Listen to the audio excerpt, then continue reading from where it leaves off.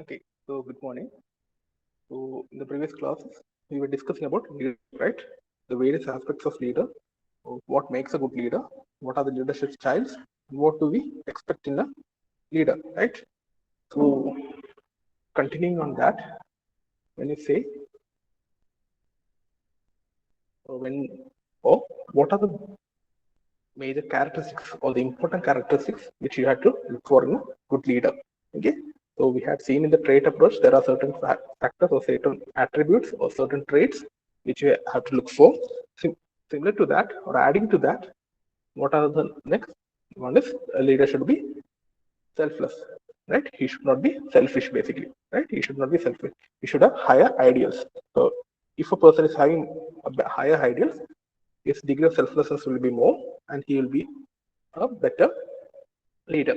Okay, a leader should be selfless because he should not think about himself first. He should think about his followers or his subordinates first. Then the characters, the character which we should do, that is his courage, his determination, okay, his initiative. How is it? So these are the core qualities of a character. Then his knowledge, the knowledge about the business, knowledge about management, knowledge about people. Okay, these things are also to be considered, right? And the fourth one is how does he handle the people? Okay, handling people is very delicate because every single person will be having their own agenda. See, every single person will be different. They will be having they are different in one way or the other. So he cannot use a certain approach to for all of the people. Okay? So he should be able to handle people. What is necessary where he should be able to understand. Right? Sometimes praises would be needed. Sometimes a whip should will be needed. Okay? Characteristics, right? The same way. Then communication. So a leader should not be like a radio. He should effectively communicate. Okay, whatever he has to say, he should be able to communicate. That's to be done. Okay, and what else has to be done? He should be able to listen. Okay, that's also an important trait. If the leader should listen to his followers, what they need, what are their requirements, what are their grievances. He should listen to that and understand that. Okay, also listen to their ideas. He should be open to discussion, leader, right? That was the core behavior aspects which we had to look for, right? Now the next topic was leadership styles, right? What are the different leadership styles? So basically, there are many are there, but we need to study three. Out of the first one is leadership based on the use of authority. Leadership based on the use of authority. The second approach is managerial grit. Okay. The third one is leadership as a continuum, right? Okay. So the first one is based on the use of authority. How much of an authority does the leader use or utilize, basically? Okay. On that basis, we have three, right? So what was the first one? The first one is autocratic leadership, right? Well, so what is autocratic leadership? Autocratic leadership means the leader is the ultimate, right? He's got supreme authority. Okay, he makes all the decisions. Whatever he says goes. That's it. Okay, he'll make a decision, he'll announce it, and people has to follow the decision. And how does the system work? Because the leader is having an ability to give out or withhold. Okay, give out or withhold the rewards or punishment. Okay, he may punish the person who has not worked up to the mark. Okay, he may reward a person who has done his job. Okay, or maybe what will happen? The person would be qualified for getting a reward. Okay, but the leader, in order to punish him, the leader may withhold his reward. Right, that's also a possibility. So here, the subordinate they have no role in decision making. So everything is done by the leader itself. Now, what are the benefits of this type of leadership? Benefit is first one is the decision making is quick because the leader is the one who is making all the decisions. Okay, the subordinates need not be consulted. No, subordinates are not consulted. So the decision making is very quick. So assigning responsibilities are also easier, right? Then where is this suitable? This leadership style suitable when the situation is like that, where the subordinates are inexperienced. Okay, they don't have the experience or they have the technical or the knowledge. need not be technical, they don't have the knowledge. In that scenario, autocratic leadership is suitable, right? Because the leader cannot consult with the subordinate because they don't have the expertise or they don't have the knowledge to substantiate it, right? That's possible. And now, what is the weakness over here? The weakness is because the subordinates they are not consulted, right? They are just doing what the leader has said. So their morale will be down. Okay, their morale will be low, and the confidence will be low because they need not, they can just follow what has to cut that, they'll cut it. Okay, cut 100 pieces, they'll cut 100 pieces. They don't have to think. So their self-confidence and their morale will be down, right? Plus, what is the thing? It is because it's a one-man show, right? The leader is making all the decisions. But what happens is the subordinates may have very good ideas, right? They may have good ideas, they may have good capabilities, and these ideas and capabilities are undiscovered, right? It is not discovered, it is not utilized. Okay, so many good ideas which could have which would have been better for the organization is lost, right? So this is about autocratic leadership. The next style of leadership based on authority. Okay, so look at the question, read through the question, and then only answer it, right? So the second type of leadership, democratic or participating leadership. Okay, you need to participate. Okay, so participative leadership means in this type of leadership, what happens is the leader consults with the subordinates. Okay, he consults with the subordinates and even encourages them to participate. If the subordinate is not willing to participate, he'll encourage them. Come on, I need an idea from you. Okay, he will make sure that you participate. Okay, like what we have, like what we are going to do in our revision class. So all of you will have to answer. The question comes up, I'll call up the name. You need to answer. Okay, whatever, like what we did in the first class, right? So he will encourage. So here's two things are possible. Two scenarios are possible, right? What is the first thing? First thing is the leader will consult with the subordinates and then make the decision, right? Or the second thing is leader would have made a decision. What happened, Akash?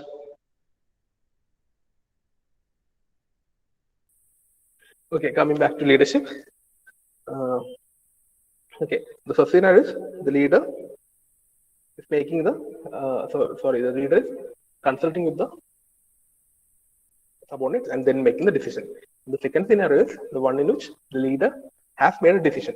Okay, he may knows what he has to do, but he is not going to announce it. But he will take the input from the subordinates also. Then only he will announce the decision. Okay, so both are different. Here in the case also, leader, even though the decision has been made, leader made a decision in the autocratic style, but he didn't announce it. That doesn't make it an autocratic style. He consults with the subordinates, checks whether it is possible, and then announces it. Right? That's also possible. What happens in this type of situation? In this leadership style, a strong team is formed. Right? Everyone is having good ideas are coming forward. So a strong team is formed. Then what is the strength of this leadership? Say the first and foremost is it creates job satisfaction. Okay, people are taking part in decision making. See, in every scenario, decision company, whenever you join a company, you will be more satisfied when also part of decision making team. Okay, whenever somebody accepts your decision, your input, you'll be happy, right? When someone listens to you and okay, what he said is right. When such an experience comes out, you'll be happy. The same way, here also, since we are having a team, the discussions are going on, and your inputs are taken into consideration, means the subordinates will have a better job satisfaction, and that will increase the morale also. Okay, and overall, it will be a positive attitude will be generated. Now, what is the weakness? The weakness is again we are having a discussion, so we'll be time consuming, and finally the decision making would be delayed. The second thing is it requires proper communication between the subordinates and superiors, right? The idea should not be lost. So there should be an open line of communication between the subordinates and the superiors, right? Clear? That's the second type of leadership based on authority. The third type is free reign. Okay? Free reign leadership means uh, the leader has given complete freedom to the subordinates. Okay. So in this case, it's free reign. Okay. It's your role, the subordinates' role. So in this case, what does the leader does is he may not use at all his power. Okay. Zero. He has the power, but he will be using zero of it. And even if he uses, it will be very negligible. Right? And what is the role of your leader over here? The leader will frame the policy, okay, and gives full freedom for its execution. Okay. So leader says, I need this to be done. You can do however you want it. Ultimately, I just need this to be done. And that is the case. Right? So that's how this kind of leadership works. This leadership is not suitable for every environment.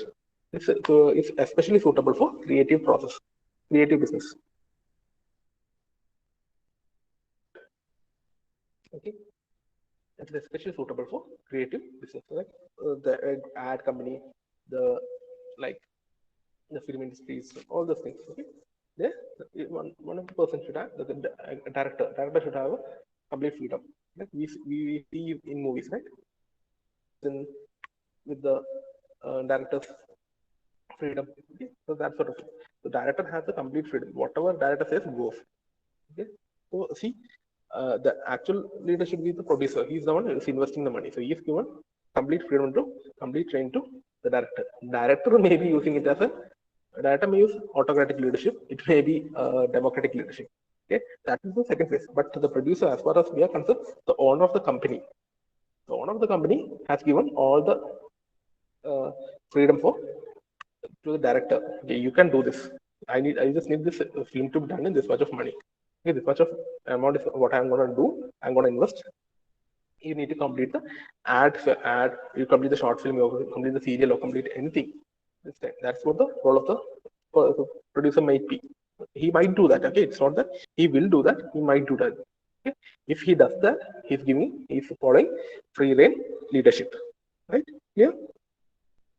Now, what is the strength of this leadership? Again, subordinates are having happy. They are happy. They are full utilization of their abilities because it's up to them. They are the boss. So they can make decisions accordingly, and then they'll give full satisfaction. Right? Then increase job satisfaction and morale. And what is the weakness? Weakness is there's no leadership actually. Okay. The subordinate who is supposed to do the work, he cannot consult with someone else. Okay? He cannot go to the superior for help. Okay? In democratic leadership or even in autocratic, if there is an issue, the subordinate can go to the superior because there's a possibility is there. Okay? He's the leader, he's using exercising his power. Okay, but this is not possible here because the leader actually has given all the authority to the subordinate. Right? That is the second one. Third one. Clear? So based on leadership styles. So leadership styles according to Fiedler, one thing is there. Okay. According to authority, we have autocratic, democratic, free reign. Okay, that is the first one. The second one is based on managerial grit. Okay. So managerial grit means it was developed by Robert Blake and Jane Mouton. Okay. Robert Blake and Mr. Jane Mouton. They developed the managerial grit. Basically, it's a grid it's a grid used to describe various managerial styles. Okay. The grid has two dimensions. One is concern for production and other is concern for people. So this is an example for managerial grid. Okay. So you can see in this grid, just one second.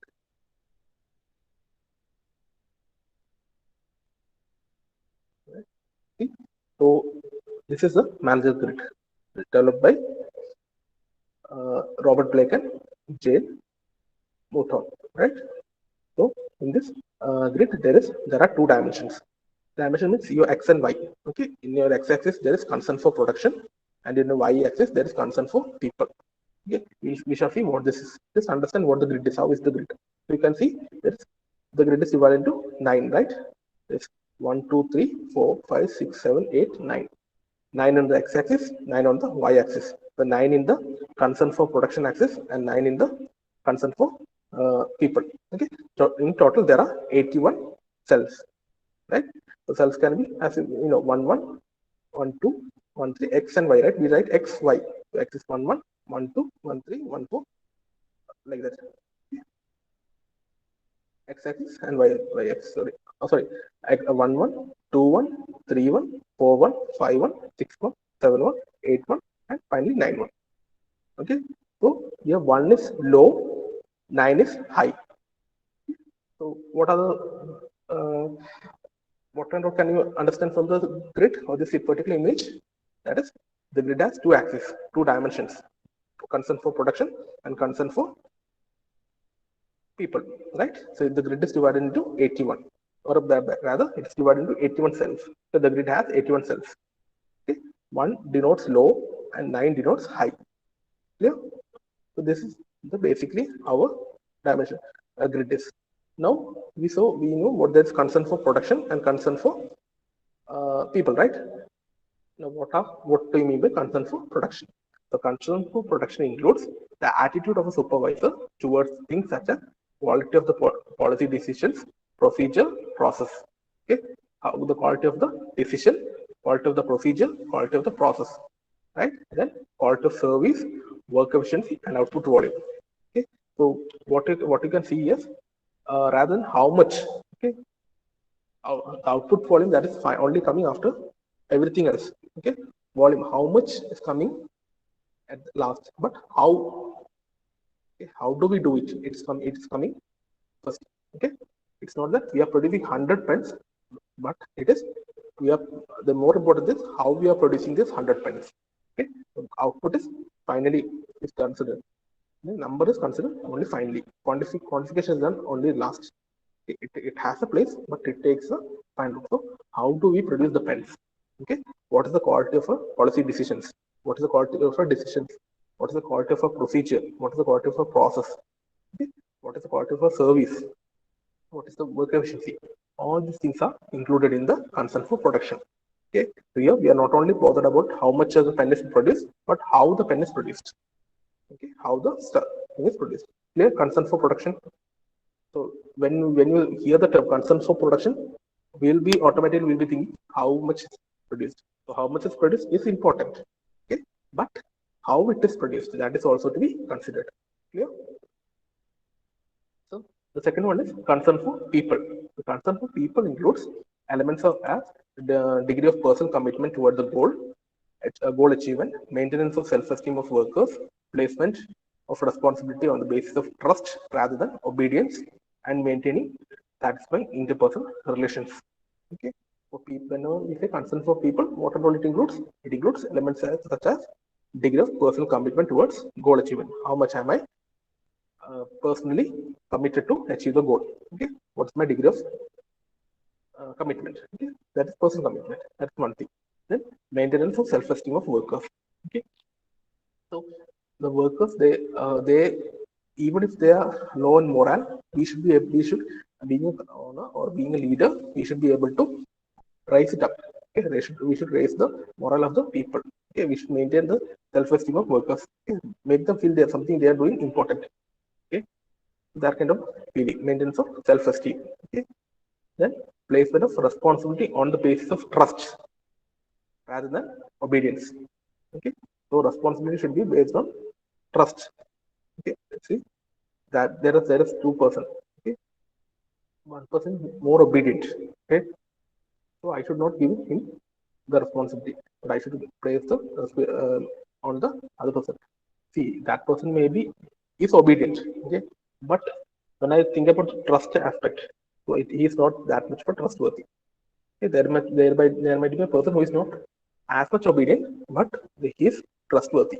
So I should give responsibility based on the trust rather than obedience. Okay, then maintaining satisfying interpersonal relations. So these are the things which we had to, which we consider, which are included in concern for people. So we have concern for protection. So the concern for protection includes how it is produced and how much it is produced. Okay, how and how much both are considered. In concern for people, what happens in concern for people? It includes elements of personal commitment of the person, then maintenance of self-esteem of the subordinates, placement of responsibility on the basis of trust rather than obedience, and maintaining satisfying interpersonal relations. Okay, these things have to be considered. Okay, now we shall see. So we know what are the dimensions, right? X and Y we have seen. So we know what is concern for people and concern for production. So as you can see in this type, okay, when we move here, concern for production is increasing, okay, and concern for people is reducing, right? When we move here, so we, so there are four extremes are there, right? So first one is 1-1. 1-1 means concern for production is low, concern for people is also low, right? 1-1. The opposite of that is 9-9. 9-9 means concern for production is also high, is very high, and concern for people is also maximum. Okay, so minimum 1-1. The opposite is 9-9, right? Similarly, we have 9-1. Okay, so in 9-1, what happens? 9-1, x is 9, x y we write. So 9-1 means x is 9, y is 1. So x is concern for production is 9. So concern for production is very high, concern for people is very low. Okay, 1. It's only 1. The opposite of that is 1-9. The x is 1, right? So x is 1 means concern for production is 1. So there is no concern for production, very low concern for production, but concern for people is high, 1-9. Okay? And there is something in between, 5-5. So there is 5 possible scenarios in this grid. There are many other like we can say 2-3. Okay? Concern for production is 2, concern for people is 3. So there are many possibilities. Actually, 81 possibilities are there. But out of that, the most important one are these 5. Okay, 1-1, 9-9, 9-1, 1-9, and in between them 5-5. Okay, now we shall see what are they, right? So the horizontal axis represents concern for production, and the vertical axis represents concern for production people. Right? We have said that we have 2 dimensions, x and y. Each cell of the grid, that is 81 in number, contains a numerical rating reflecting the manager's concern for results and for people, right? When we see 1-1, so concern for production is 1, concern for people is 1. 5-7, concern for production is 5, concern for people is 7. So each of these grid having a numerical rating, right? And that what does this grid show? It's how the what is important to the manager. Okay, if it is 5-7, so for manager, production is 5, concern for production is 5, concern for people is 7. So that means he is giving more important for people. Okay, if it is 7-5, what will happen? Concern for production is 7, concern for people is 5. So again, here also, what is the manager is giving more importance to production. Okay, for him, the people are important, but not as important as production. So that each shows us a different type of manager. So manager grid identifies 5 leadership styles. Okay, first one is impoverished style. Okay, style 1-1. So 1-1 means it is located at the left-hand corner of the grid. Okay, so this is the grid. So your left-hand corner means at the bottom left, 1-1, right? In this, managers have low concern for people and for production. So 1-1, both are very low, right? So actually, what is there? He's having no concern for people. He's not having concern for production. That means that person is doing not even minimum, right? So they are putting in minimum efforts and are concerned with their well-being and survival. Okay, we have said one of the major behavior should be he should not be selfish, right? But here, what is it? The man is a selfish person. That's why he's only thinking about himself. That concern about people. He's having no concern about production, right? He's not seeing that people are happy, people are getting the chances, not bother with the production also. Okay, the production is very low. He's not even bothered. So what is his role? He acts as a messenger from his superiors to subordinates. Whatever his superiors tell him, he'll go and talk to the his subordinates. Okay, so impoverished style. So that's a very poor style of management. Okay, then what is the next thing? Next thing is authoritarian or autocratic style. That is 9-1 style. 9-1 style means what? 9 is concern for production is very high. Okay, concern for production is very high, and 1 is concern for people is very low. So here the manager is concerned for production only. Okay, he's not even not concerned about people. Right? So located at the lower right hand corner of the grid. So as you can see, 9-1, it's located at the lower right hand corner. 1-1 on lower left, 9-9, 9-1 lower right. So here maximum concern is for production and a very minimum concern is for people. So that's autocratic. So whatever he's only bothered about the production. Okay. The concern with achieving the organization goals and employees' needs are not relevant to them. So he's not bothered about the employee. Concern for people is very low. Okay? So treat employees as machine and exhibit autocratic behavior. Leads with instruction and discipline, like we have seen the autocratic style. Okay, it's an autocratic style itself. Okay, here only bothered about what is the production. And the third style is country club style. Okay, 1-9. 1-9 style means x-axis is 1. So concern for protection is very low.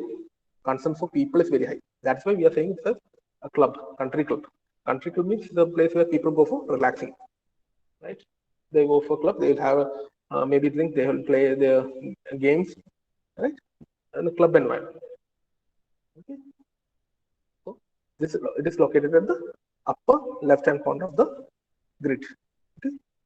So 1-9 upper left. So whenever draw this grid and then just mark these 5 values, right?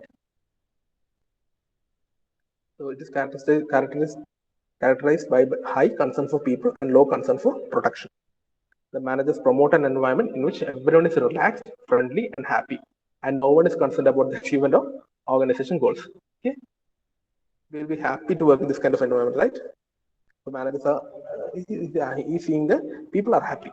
Okay, his subordinates are happy and relaxed. The fourth style is 9-9 style. Okay, 9-9 style means located in the upper right hand corner, right? And here it is the team manager style. Okay, here there's high concern for people and high concern for production. Both are highly concerned, right?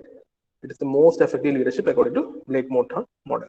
Okay, Robert Blake and Jane Mouton, they formed, right? So we can easily see that this is the best because there's high concern for production and there's equally high concern for this one also, people also, right? So people are happy. People are happy, production is also high. The managers are able to mesh the production need of the organization with the needs of the individual, right? They, through their actions, display highest possible dedication to both people and production. 9-9 is the best. 9-9 is the best, or called a team manager style. Right? Now the fifth style is in between, middle of the road style. Yeah, in between, 5-5 style. Okay, so it is located in the middle of and maintain a balance between people and productivity. Okay, that's equally both are equal. Okay, but in the middle there's a balance, right? We are in between people and so objective is to maintain employee morale at a sufficient level to achieve organizational level. Okay, so organization goals are not also set very high. They are only at 5. Okay, maximum we can go up to 9, right? But they are set up at 9, right? So that means we are only in between. So maintain employee morals are maintained to that level. Okay. Okay. Now, what are the advantages of this manager grid? It is useful in identifying and classifying manager styles. Okay, and used an instrument of organization development, successfully improving attitudes and behavior of people. Okay, if we should strive for 9-9 style, right? 9-9 style are the one we should strive for. But what happens is we may not reach there immediately. We'll start somewhere.